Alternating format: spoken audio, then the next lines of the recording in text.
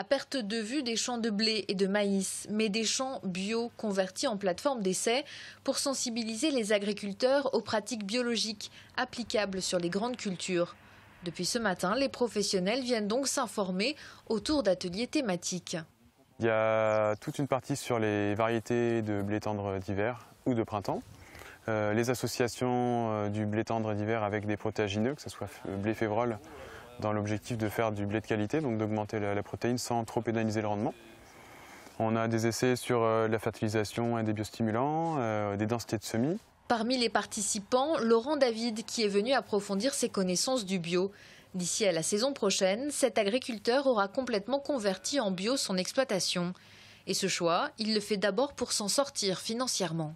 Il est plus rentable parce qu'il y a beaucoup moins de charges déjà. Il y a plus de temps de travail certes, mais moins de charges et une valorisation évidemment de la production bio qui est nettement supérieure. Là, j'entendais à l'atelier tout à l'heure, on nous propose un blé tendre à 500 € la tonne.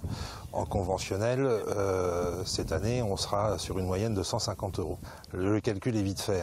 Les conversions en bio ont commencé à partir de 1995 suite à la crise de la vache folle.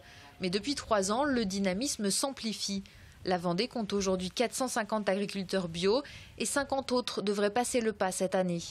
Mais cela n'est pas encore suffisant pour satisfaire les demandes des consommateurs qui augmentent de 20% chaque année. En production, il nous faut 2 ou 3 ans pour, entre la conversion, l'agriculteur qui dit je me convertis et que le produit est labellisable bio, il faut 2-3 ans suivant les productions.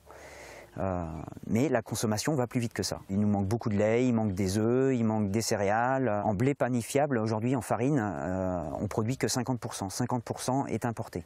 Et pour anticiper davantage les demandes des consommateurs, des exemples de production à fort débouché sont présentés aux agriculteurs durant cette journée, comme le quinoa, le chanvre, les haricots ou encore la lentille.